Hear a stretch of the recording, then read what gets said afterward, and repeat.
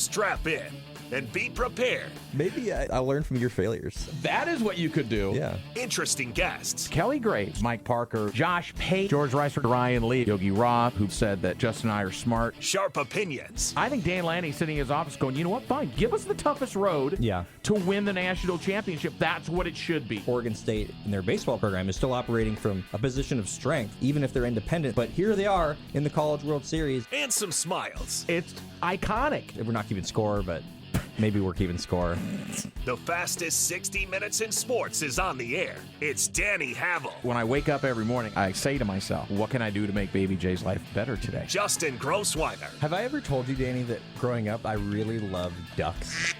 Danny and Justin starts now on Fox Sports Eugene and Newport. Hello,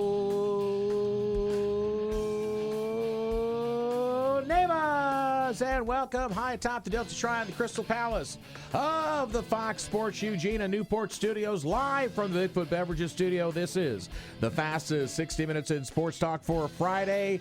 This is the Danny and Justin radio program. You can lock into us on Twitter and Blue Sky, Danny and Justin, and if you miss the show live, first of all, shame on you.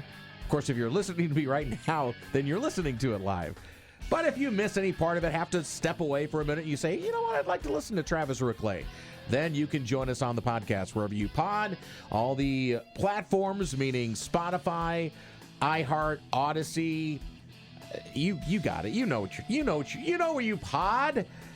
I'm not going to tell you what to do. Also, we do more in 60 minutes than most do in 3 hours. Thanks for tuning in, friends, for a Friday. We've had a wonderful week, although I've only worked a couple of days of this week. I am Danny Havel. Right over there is my tag team partner, Justin Grossweiner. We call him Baby J. What up, boy? I cannot believe it's Friday, actually. This week's gone by really fast. I've talked to you before about how as I've gotten older, time seems to be going faster. And this week is a good example of that. So it's already the weekend. I'm already thinking about next week with Oregon Football Media Day, and Oregon State's going to have one as well. Oh, that's so right. So looking forward to that. We're going to be there, right? What? I'm certainly going to be there. So what time is that again on Monday? I think it's at like 10. Okay. Yeah, I can be there. I just scheduled another meeting for something like that, like 9:30, but I can do it in the lobby. That's fine. I want to be there. Of course, we get to ask a couple of questions, get to talk to the players. Obviously, we get to hear from Dan Lanning, who's not going to say a thing, which is fine. I think there's a level of expectation, and I'll just say, and by the way, again, welcome and thank you, friends, joining us here on a Friday. We're going to have Travis Rooke-Ley from Ducks Rising, the director of content and a good friend of the program, a Duck as well, and he's got some new things coming up. In fact, a new announcement, breaking news from Ducks Rising and ducksrising.com, so we'll talk about that a little bit later on in the program. We also, our discussion from yesterday of over-under wins for Oregon State and Oregon, because during the season we don't do our big bets with Oregon State or Oregon, so this is going to be our time to kind of lay our first gauntlet down. I know you and Goose talked about it a little bit earlier this week, but I'm going to throw that out for you and I to discuss, and I still need a haircut, so that's all on the table. News and notes as well, and dad joke. So all the regular frivolity and fun, the Oregon Man Clinic's hotline at 541-343-5673. So, media days, and the Big Ten just finished theirs in Vegas yesterday.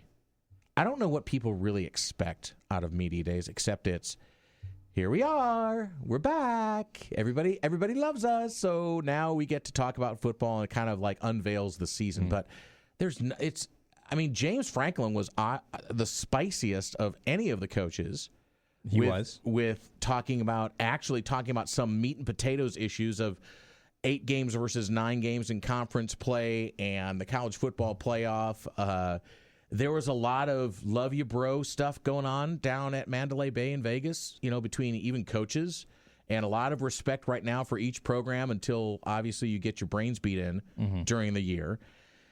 And I just don't know I guess what I'm getting to is I don't know what the value is in all of that, except just to have a gaggle of people that you start talking about football. Because to me, correct me, there's no real substance that comes out of this. There's nothing breaking or new. Tony Pettetti talking about the postseason, I think, is one thing as well. And I think there was some substance there. But the rest of it, really, what are you going to say? So how do you think you're going to do this year? Yeah, I think we're going to do great. I think we're going to suck. Yeah, no one's going to get up there and say that. Yeah, we're going to be competitive. Yeah, we didn't really get the recruits we wanted. Yeah, we're a unit. We're a team. We're all, pulling on the rope the same way. Well, so last year, I think what was interesting was it was the first year of the Big Ten, and there was the question about how are you going to handle things. But realistically, like you're mentioning, they don't really give away the game plan for some of these things. And I think actually the most recent interesting comment, especially from Lanning. He doesn't really have a lot of... I mean, listen, I love Coach Lanning. Coach Lanning does not say a lot in press conferences, usually. The one time he did say something that actually caught a lot of attention was a couple of years ago. Remember when Colorado had left the conference, the Pac-12, and I believe Arizona did at the same time maybe, but it was at least Colorado right then. And that must have happened a couple days before Media Day at Oregon here, the local one. And he said something like, I don't remember them winning anything or something like that. Right. And that caught a lot of, not flack, but people definitely remembered that one for sure. It was definitely throwing shade, but it was an accurate. It was totally accurate. It was hilarious. Was like, well, tell me how many best lines. How many championships they've won, so why all of a sudden they become so relevant. Right. And I think that was kind of the pushback of the media and the social media presence versus what's actually going to happen on the field and the results and the production on the field. Well, we got a little peek behind the curtain of what the actual thought process was. And we don't get a lot most of the time, but when we do get a little bit, it's always interesting.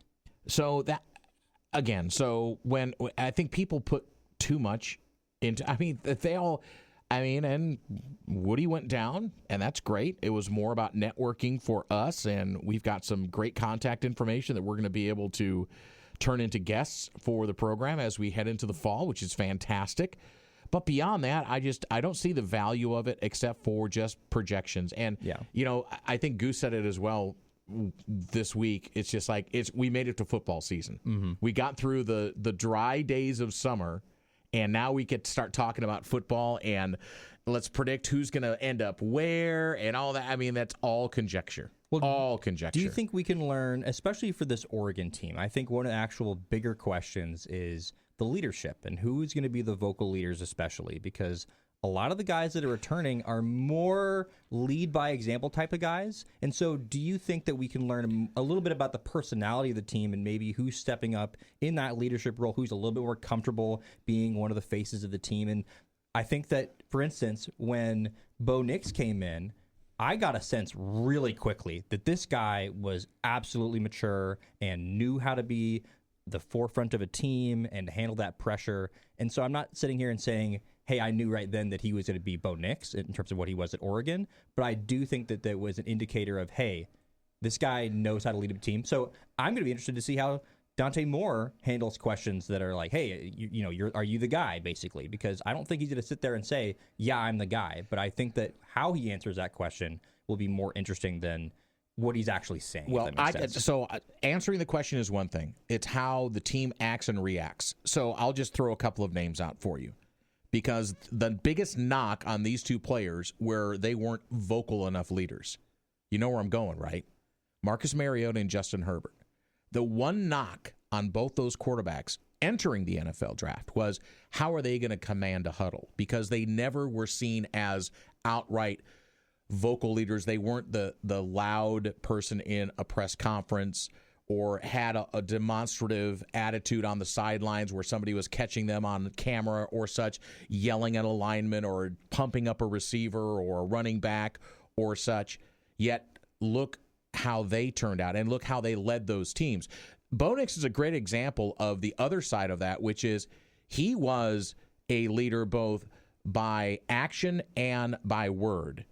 And Dylan Gabriel, he was a little bit more subdued, but he also led by action and a little bit more by word, but not to the level of Bo Nix. So I think the fair question is Dante Moore, Austin Novosad, anybody else in that quarterback room, or a Noah Whittington or Mekhi Hughes or somebody else is going to step up and take that mantle. Tez Johnson seemed to be a leader on the field for Oregon. So I think it's an important role, and Dan Lanning talks about how you give that empowerment to the players and want them to help coach and lead a team, then they have to pick it up and run with it. You can't coach that. They're either going to take it or they're not. Well, a guy in the professional Football League that I think everybody is very aware of, that was very much known as not a vocal leader and much more as a lead by example type of guy, was Peyton Manning. He was not the type of guy, and he would definitely talk to his players. I'm not saying he wouldn't command a huddle. Oh, yeah. Have you seen some of those clips when he was yelling at Jeff Saturday as center? But he very much was in the practice facilities, from what I understand. He was like I'm going to do, he was very cerebral, correct, is what he was. I don't think that your vocal leader needs to be your quarterback. I do think you need That's vocal why I leaders. mentioned the other players. No, I think totally. you're right. And even on the defensive side. See, I think Bryce Betcher could be that guy, but Bryce... That's defense, though. That's on the defense side. Right. But I also think that Bryce Betcher is not... He's the energy guy, but I don't know if he's the guy that's going to be the rah-rah guy around everybody else. He's that quiet guy that carries the big stick. And, Listen, it could be an offensive lineman. I mean, you just never know. I don't think it matters, does it? I don't think it matters either. I just think you have to have vocal leaders. I think that that's something that clearly, when you listen to these press conferences, that's been a focus. They've talked about, hey, we've been working on our vocal leadership. But wasn't it interesting that Oregon didn't bring Dante Moore down because I don't think they wanted him to be answering questions about the quarterback room and transferring and why did you sit and wait and do you think you've earned the job? Well, I agree, and that's why I don't think it's interesting, because I think that's exactly...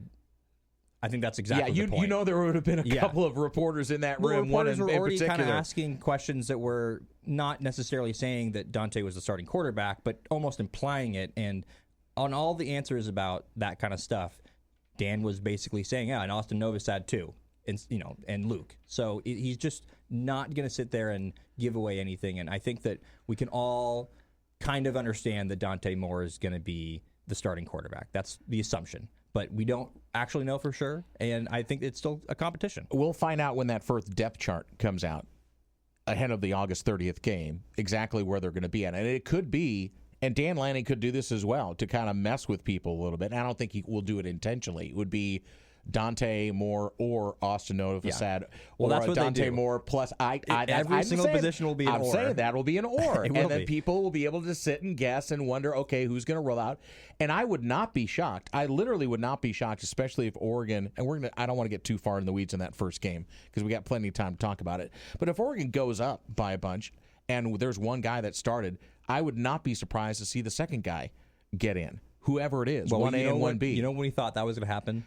Last year. That's why I'm saying if, and that's why I don't want to get too far or something like that. And everybody thought it was going to happen. It did not happen at all. We were like, all right, are we going to see the third stringers in this game? And it was like, no, we are not. But I would just also say on the postscript of that entire season is that Montana State, it was Montana State, right? Last year was Wyoming. Oh, pardon me, Wyoming. Wyoming made it to the FCS playoffs. In fact, I think they were a semifinal team. So they were pretty very good. Yeah. And then Boise State, for goodness sake, was a playoff team.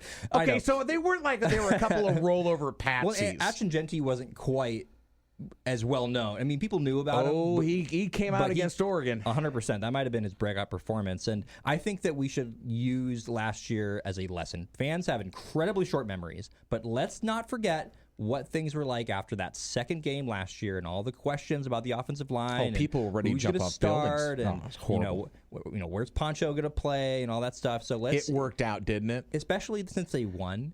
So let's not freak out this year if Oregon, their second game is against Oklahoma State, right? So everybody's already talking about how Oklahoma State, who's coming off a winless Big 12 season last year, is going to be like, oh my gosh, watch out for Oklahoma State. I don't think Dan Lanning's squad is going to overlook anybody this year. They've already learned that lesson. They learned that the hard way last year in the postseason. So they ran through, and there were a couple of games that Oregon could have lost last year very easily. The Ohio State game and Wisconsin, 2. And of course, those first two games as well. They could have lost. The first two games. They could have been a 10-3 team going into the postseason, going into the college football playoff.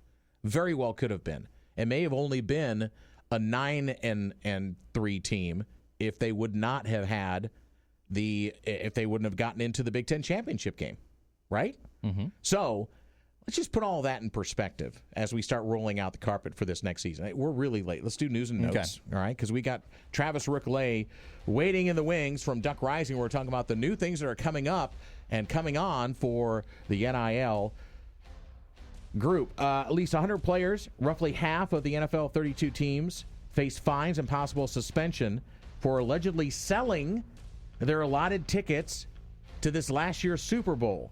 Above face value. You can't sell them for above face value. It's in violation of league policies. Under an agreement between the league and Players Association, players who violated the rule will be fined 1.5 times the face value of the ticket and lose their allotted tickets for the next 2 Super Bowls. There's over 100 players because everybody gets tickets. Yeah. And you can't sell them for above face value. Sounds like it was a part of the culture. Everybody's looking to make a buck, Danny.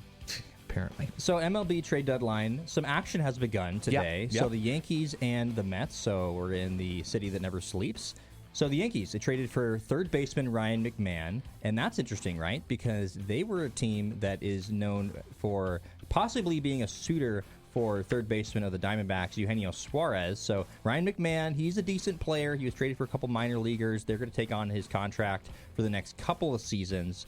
It looks like 3 seasons. He was an all-star last year, Danny, but this year he's batting .217 with 16 home runs and a .717 OPS in about 100 games. He's probably the best player that Colorado had on their offense, but not a guy that has had a great season this year, but it might indicate that they're not going to go after Eugenio Suarez. The Mets also made a quick trade for left-hander Gregory Soto, who has a .396 ERA this season. He was the closer for the Tigers in 2021 and 2022. They're trading a couple minor leaguers for him, but that's what good teams do. They're trading for some solid pitching, and that's a good move for the Mets. And we'll talk more about the buyers and sellers later on in this program as the Major League Baseball trade deadline is approacheth. In 2022, when Michigan beat Ohio State in Columbus in football, players went to the north end zone. Remember this. They grabbed the Block M flag from the cheer team. They brought it to midfield, and they planted it in the middle of the stadium. Yes. And they took a big group picture. Mm-hmm. When the Wolverines shocked the Buckeyes in 2024, the same operation was taking place, but OSU players took exception. Running to midfield, starting an altercation, a big fight, ended up in pepper spray being deployed. So there's going to be no more flag planting, according to Michigan and Ohio State. Oh, so they've agreed. They've agreed. Okay. Both teams said no more takebacks. I'm and fine no with more, that. Yeah. I'm fine with it if it's the teams that are doing it. I don't like it if it's some higher up that's going like, "Hey, guys, don't do this." They come out and announced it today. Let me get it, it's very disrespectful.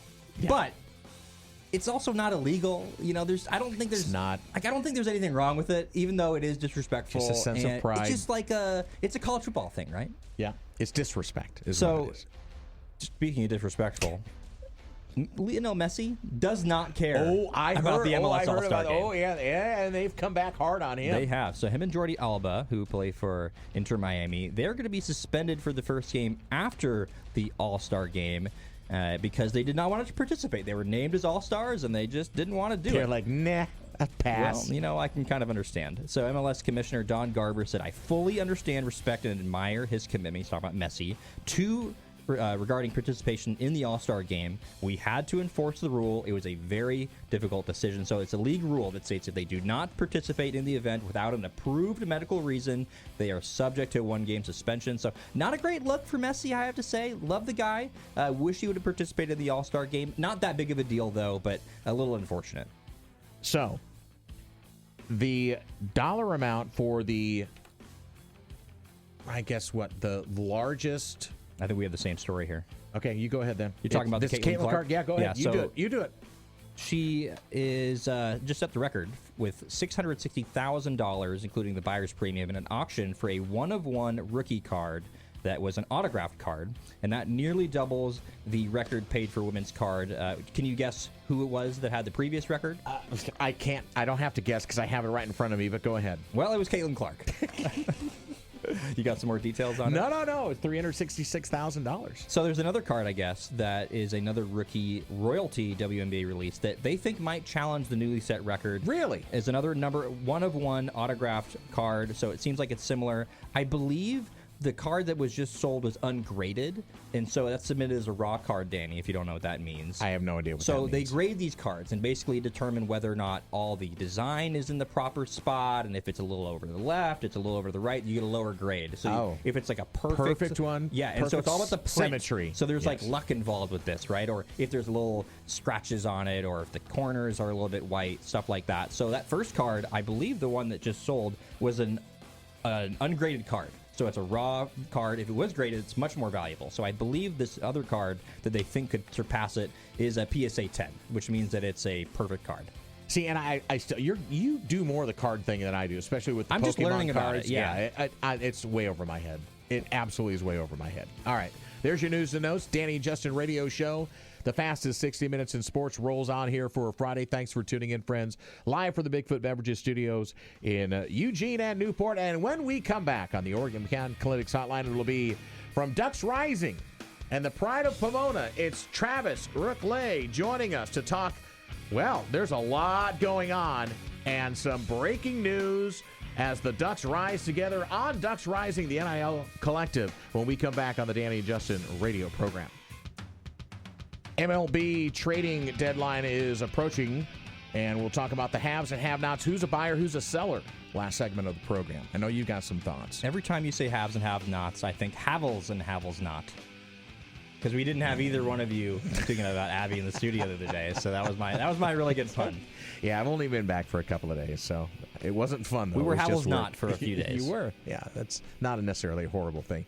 Let's head on over to the Oregon Man Clinics hotline at 541. No, better for Abby to be here than me. At 541-343-5673. And welcome in our good friend, the director of content at Ducks Rising. He's up there in the Portland area, but he is number one in your hearts. It's Travis Rooke-Ley joining us on the Oregon Man Clinics hotline. Travis, how's the summer been, buddy? Pretty good, man. Happy to be on. Grateful to you guys. Oregon summers, you can't really beat it. So spending some time outside and finally made it through the dog days of having to watch, old Oregon replays, and now I can finally focus on this year. So the summer is winding down. Kids are going to be back in school soon. Football is back in full swing in terms of guys getting ready for the fall. August 30th is going to be here before you know it.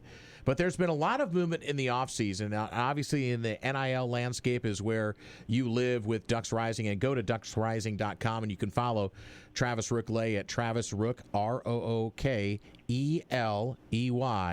on Twitter. We call it Twitter here. We don't call it X. So, Travis, the focus for what you guys do in the offseason ramping up to the season is what exactly? Yeah, good question.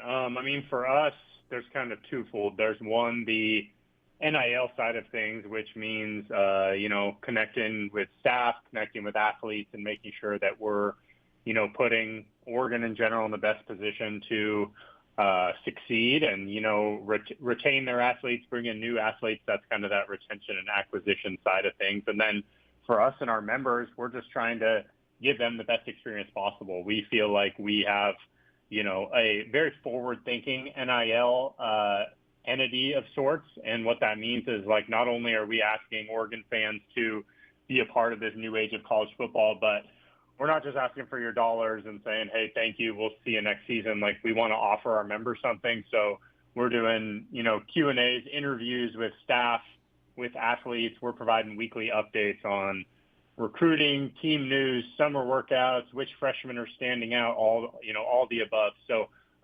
it's a year-long, 12 months a year job when it comes to us because, Oregon fans are fanatics. They want to know kind of what's happening in the recruiting team, everything world year round. So things definitely ramped down a little bit. I've had some time, obviously, to get out there, spend some time in nature, but it's year-round when it comes to our members, and we're growing by the day.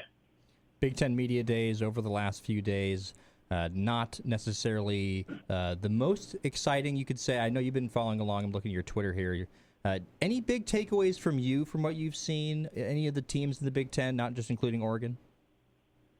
I think that to your point earlier, I think the days of, getting real information out of these coaches is long gone. I think, you look at Coach Lanning, it's hard to even get a straight answer when it comes to one single guy. So as far as, rosters go, I think that's difficult. I was just so impressed with watching like the three athletes we sent down there, Bryce Betcher, Sadiq, and Mateo. I was so impressed by how articulate they were, like how highly they just like the way they represent Oregon, I thought was incredible. I honestly got more out from watching them. So that was impressive to me. Obviously the, playoff stuff is making waves. I know that Commissioner Petiti was talking a lot about his preferred playoff option, which is kind of in direct conflict with the other commissioners want. So I know there's a lot of stuff being talked about right now when it comes to that, but, I just hope they stay at 12. I don't know. I don't know why our conference commissioner wants 8 and 4 teams being able to be in the college football playoffs. That's what makes college football special, is like games actually matter. Travis Rooke-Ley joining us on the Danny and Justin radio program here for a Friday on Fox Sports Eugene and Newport. Remember, you can listen to us as you drive up past Harrisburg all the way to the coast and beyond. The Danny and Justin radio program and all the Fox Sports programming right here on your local radio station. So, Travis, do you think now more of a acceptance or an understanding, not necessarily acceptance for wrong word, but an understanding of what NIL is, what NIL does, and your function in this whole process? It seems like we're getting there day by day. I mean, there was obviously this House settlement, and then everyone thought that collectives were going to be gone. And then this news came out this week, Ross Dellinger and some of these other guys covering it, that, collectives are still going to be able to support and kind of do like third-party deals and go above that $20.5 million. And then you have President Trump's executive order yesterday. All along we've just been confident in this, is that like behind, Phil Knight, Rob Millins, all the people in the athletic department, the people on our end when it comes to Ducks Rising, like we have done things by the book since day one. There's not pay for play happening as far as it comes to us. Our deals at Ducks Rising are all buttoned up. They've been approved. And we feel like we're ahead of the game when it comes to that. So, this stuff's changing day to day, and all we can do is ensure that, we're setting these athletes up for success in what we're doing, and we're, setting the university up for success. So, I don't know. It's hard for me to follow. I tried for a while there to, get into the weeds every day and read this stuff, but it feels like it's just changing too quick, and I'm too busy to get down into it. So you can follow them at ducksrising.com. You can follow Travis on Twitter, as I said, at Travis Rooke-Ley, the director of content for Ducks Rising, joining us on the Danny and Justin show. So let's talk about why Ducks Rising is unique, because I think there's a perception, and I just asked about it a second ago, but I think to expand on it, there's a perception maybe in the outside world that this NIL and collective and stuff is all just the Big Daddy Warbucks guys that got a bunch of money and they're throwing thousands of dollars that are like burning it in the fireplace and such. But what's unique about what you guys do at Duck Rising is you're giving content back to the fans who are engaging with you. So talk about how membership is set up and how easy it is for the common fan, the everyday Joe, to be able to support the university that they love. Totally. I love it. And I mean, that's our target audience, and we're not, we don't hide from that. It's like, we just want your average, I grew up, season ticket holder in the end zone, general admission. So like that's my jam, and that's the type of person like we're marketing towards. Like, we want that every year run-of-the-mill Duck fan. So membership options as low as $10. 97% of your dollars are going directly to NIL, directly back to athletes. So you're not only, like I talked about at the top, you are not only supporting, like bringing in the best and retaining the best, but you are getting things out of it. So we launched a podcast this week with Zachary Neal and Jeff Schwartz, former Oregon Duck, who's going to be doing video breakdowns for us of games, which we feel like kind of sets us apart in the market. We have a couple of interviews lined up this fall with coaches and players, and we feel like our reporting when it comes to team news, who's standing out in fall practice, which freshmen are making a jump, who's going to start on the offensive line, where's this 2026 recruit going to sign? That stuff's coming to us directly from the staff, and we feel like we're the best place for that type of stuff. So we don't want NIL to be some big scary thing that's out in the ether, and a lot of Oregon fans just think, hey, Phil Knight will write the checks, we can stand by the side, but this is the new world, and we want fans to feel involved in that. And our pitch is hey, if you're spending $10, $20, $30 a month somewhere to consume more and more Oregon information, have it be here in a place where your dollars are going right back to the team that you support. So one of the interesting things about this Dan Lanning tenure, I would say, and just this Ducks team in general, it's not just about player acquisition, but it's also been about player retention. It seems like the players that come here, they stay until they either graduate or they go to the draft. From your perspective, why do you think that the Ducks have had so much success in keeping the players that have come here? Totally. I cite that statistic often about not, I think we're the only school since Dan took over that hasn't lost the start of the portal. And I think it starts with, the culture and the buy-in that staff puts forward. We've had multiple interviews with, Marshall Malchow, the chief of staff, who just talks about the amount of time that Dan all the way down spends just like cultivating this environment that makes kids and families, feel comfortable sending your kids to Eugene. So I think it starts with that.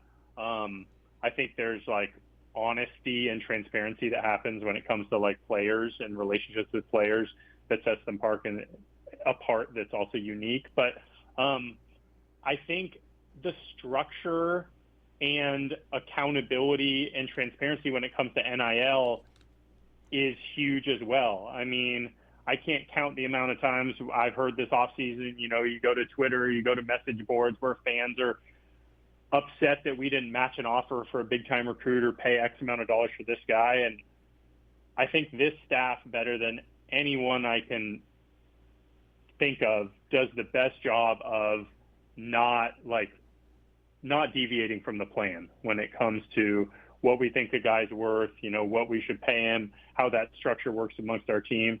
I had a conversation a couple of weeks back about a prep 2026 offensive lineman, and the answer I got back was, hey, we could go get this guy and make a big splash in recruiting, but how do I look at Josh Connerly and tell Josh Connerly that I've got a freshman sitting on the bench who makes 3 times what he does? Yeah. And so I think different schools are adapting to this in different ways, but I think the consistency we've had when it comes to the people in that department, the success we've had on the field gives ourselves the ability to talk the talk and walk the walk when it comes to that. And so I think that's led to, people wanting to stay here and know they're going to get taken care of and know if they put in the work and get on the field, this is the place to have the most success. The Pride of Pomona, it's Travis Rooke-Ley, the Director of Content at Ducks Rising, joining us on the Danny and Justin radio program. So, Travis, I think one question that might come to fans' minds are, how do you and your group align themselves with certain athletes? Because it's not like it's every single athlete at the University of Oregon is aligned with Ducks Rising. So is there a process you guys go through, and if you could share with us what that is about the athletes that help your brand and you help them? Yeah, I can go into parts of it and not into others. Oh, yeah, no, I understand. Yeah. Totally. The parts I can speak to are, we're here to work alongside Division Street. We're here to, fill in gaps where they can't. We're here to work with athletes that may have came in a little bit more under the radar but popped. I'll give Justice Lowe as an example. Last year, Justice came in from Lake Oswego, a little bit unheralded Oregon guy, and stepped up big time last year, jumped into a huge role mid-season and had a tremendous impact on the team, and we were able to hop in mid-season last year and sign Justice to a deal and make sure that he was compensated and had everything he needed to continue to, represent Oregon in an amazing way and grow that way. So I think, the easy, shortest answer is we're flexible. Sometimes we'll identify an athlete. We've got a couple that are in the midst of signing right now who we feel like is about to blow up and pop, and we feel like not only can we help that player out, but we feel like he'll be good for us and continuing to build our brand and bring more people in. And then sometimes you'll have an athlete who, is underpaid, to be completely honest, and we'll discuss with staff what's needed and we'll fill in that. So it's kind of case-to-case basis, I'd say. All right, so Travis, I'm going to be a little bit selfish here right now because you just mentioned Justice.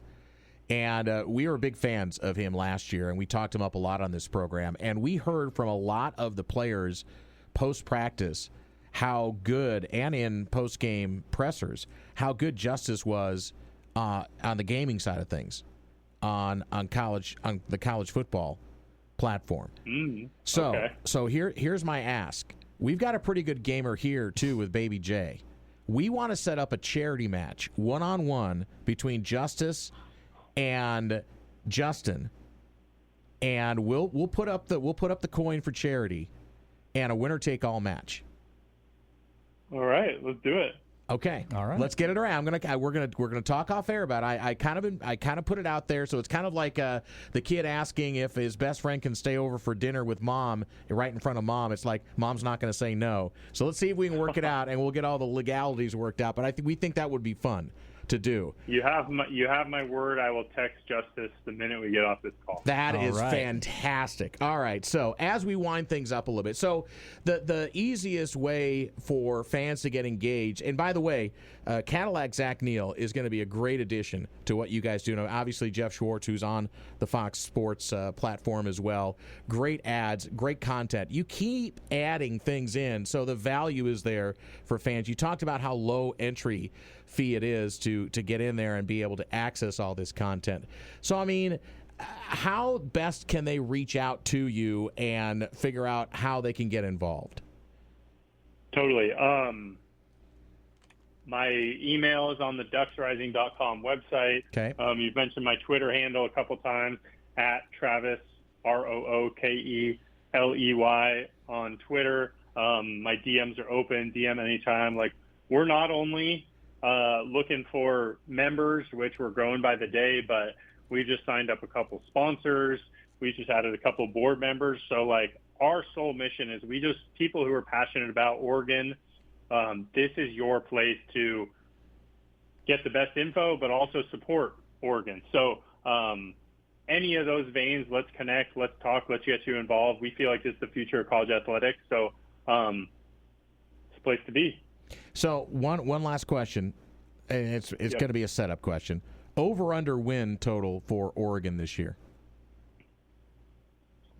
You asking me like the 10.5 over-under that's set? Yes. Or what's set? No, the 10.5 over-under, because I got the over.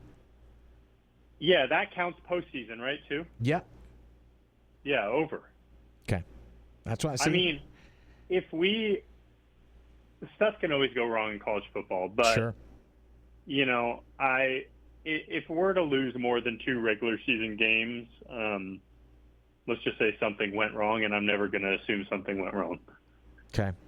Travis, you do really nice work, and what you guys have done in the last year, I mean, we started talking when you first got this thing started and really took it off like a rocket ship. It's been pretty incredible to see, and I don't see where the ceiling is yet. You guys are still way, way, way below that ceiling, so you keep rising. You know, you call it Ducks Rising. You guys are exactly doing that, and we appreciate your time always on this program. Well, and I got to say about you guys, I grew up, Eugene boy. I would every day, my dad would pick me up from school. I'd force him to turn on sports talk radio. Like, we need good people in Eugene who are talking Ducks and covering sports, and you guys do that. So I'm grateful to you guys, and keep doing your work. Thanks, buddy. You're always welcome back. Thanks, Travis. We'll see you soon, bud. Sounds good. All right, there he goes, the great Travis Rooke-Ley. So one more time with Travis, he gets his nickname, by the way. I don't know if he knows that or not, but he will get one. Zach Neal can tell him about the whole nickname thing, the director of content at Ducks Rising. Go check him out, ducksrising.com. When we come back, who's a buyer, who's a seller in Major League Baseball? By the way, the M's are still like a rocket. I'm talking about a rocket ship. They're 21-6 now. They're down by a run or two to Vancouver right now on the road. It's an afternoon game for them. Just made a big trade for Josh Naylor, too. They did. So maybe takes them out of Eugenio Suarez? I don't know. There we go. So when we come back, we'll talk a little. We'll talk about that when we come back. Also, the over-under win total, which we didn't get to yesterday with the Ducks and the Bees. When we come back, Danny and Justin for Friday. So who's going to acquire? Who's going to shed in Major League Baseball? We'll talk about that real quick in the last part of the program. Again, thanks to Travis Rooke-Ley from Ducks Rising for joining us. Always good to hear the NIL perspective, because I think it's still a murky area for a lot of fans. Not quite understanding how it works. And murky for me. How to get involved. Yeah, and we're supposed to do it for, you for a living. Me, more, this is a hobby for me. Thanks for tuning in, Danny and Justin. Next week, Monday, a new slate of shows. I have no idea what we're doing on Monday, which is... normally, I try to know what we're going on to Monday. the Oregon Football Media Day. Okay, we'll have a bunch from Oregon Football Media Day then. Okay, there's our show for Monday. We'll have a lot of audio from Oregon Football Media Day, right? That's what we're going to do. We're going to have lots of players, coaches, all that. So we'll hear Dan with Coach speak. Dan Lanning, not Dan Howell. So, all right, so over-under, Oregon State. Right now, the Vegas line depending on what book you're at, is either 7.5 or 8.5. Okay, so this is Oregon State football for 2025. I'm leaning. See, this is a great. Now, this is why Vegas is so good, because it's right at that 8 number for me. Because here's why: the first 5 weeks of the season, here's Oregon State's schedule, Baby J. Okay. Cal at home, Fresno State at home. They travel to Lubbock to take on Texas Tech, and then Oregon in Eugene, and then Houston at home. So that's the first 5 games. Not great. Not easy at all. App State after that, then Wake Forest, Lafayette, win. Washington State, probably a win. Sam Houston, win. Tulsa, probably a win, even though that's on the road. And then Washington State again. They got to pick off Houston. I don't see them beating Oregon. Houston, Texas Tech, Fresno State, or Cal. And the thing is, if you're going to get Cal, you probably want to get Cal first part of the season. So that opening game on August 30th might be the one. At home, under the lights. Where do you got them? 8.5's the number. It's tough because I think out of these first 5 games, I think that they could. I think they're going to either win 2 or 3. I don't think they're going to win or lose more than that. Then they're over 8. Then. Well, if they win 3, I think they're over 8. If they win 2, I think that they're right at 8. They're right at 8. Basically, okay. That's kind of where I'm at. So I'm seeing this first 5 games. I would lean toward 3 and 2. I think I agree. I think Oregon. Let's not speak into existence any sort of crazy upside. Although I'm sure our Beaver fans out there would surely enjoy that. But, we'll see. That's the game that, it's in Eugene. Last year was in Corvallis, obviously. I'm not ready to sit here and say that Oregon's for sure going to win that one. I'm just not. All right. I'm just not. This is college football. History dictates the one who's got the most on the line is the one that loses the game. Every single time there's a game where you go, easy win for this team. It's just not easy. It doesn't work that way. You said a win. Okay. So I think that the Texas Tech game, it's a bit tougher. I'm not sure how Texas Tech is this year. I don't think they're anything super crazy, though. But that one is in Lubbock. I think they might win the first 2 games, so I feel pretty good about them first 2 Cal games. And like Fresno State. Fresno State new head coach, I think, and they lost a lot off that team. Both I think at home. You're right. I kind of like it. And that's a preview of a Pac-12 matchup now between Fresno State and Oregon State. So they'll play themselves in back-to-back seasons. Very true. Yeah. So, and I think that stretch with Appalachian State, Wake Forest, Lafayette, and then those are win. I think they're going to probably split against Washington State. I think that's the most likely outcome. They have 4 home games in a row, by the way, in that stretch with a bye in there. They do. That's crazy. And with a bye in there, they're going to be home for a month and a half, which is great for your legs, everything else. All right, Oregon schedule. The Oregon, as I said, is 10.5, which includes postseason, and I definitely have them on the over at 10.5. There's a lot of folks out there, again, much smarter than I, that says Oregon could possibly lose 3 games in the regular season. I don't see that myself. I don't know. Here's the thing. I heard you talking about this with Goose. I want you to expand on it a little bit more. I would not bet on this one. Last year, I might have bet on Oregon in their team because I think that there is much more known about them. I just think that it's all about the quarterback for you, isn't it? No, I think that it's not even just the quarterback. I think that there's so much unknown that it could really go either way. If they lost 3 games, say they lose... Okay, say you they lose a game if they against lost Oklahoma State somehow, and then they lose against Penn State. I think that's the one that everybody's most people are penciling in as a tough game to win, a likely loss. All the way across the country. It's your longest road trip. Well, second longest road trip of the year. At Iowa, they play up at Seattle. Iowa could be an interesting game, but Iowa, historically, if Iowa figures out how to throw the ball down the field, they could probably be dangerous. Right. If they did anything on offense. You can load them up, and that's Iowa wants it a 7-3 game. That's the way. And there's no way we thought Oregon, the Wisconsin game was going to go a certain way last year, and Wisconsin came out, had a great game plan. Obviously, the jump around in the end of the third quarter kind of propelled the Ducks. But I think that Iowa game is one I'm looking out for. Okay. They're playing Minnesota at home. So you're staying off that. You're not even going 10 wins then. It's one of those ones where I would lean toward over, but I wouldn't want to bet on it. I think based on what we know about this team, I feel fairly confident that they're going to win over 10 games, over 10.5, I guess. But I'm not 100% sure. I'm a little bit more, I guess you could call it pessimistic. I could see this team losing 3 games. I don't even necessarily know. Travis was saying maybe something would go wrong in that perspective if that happens.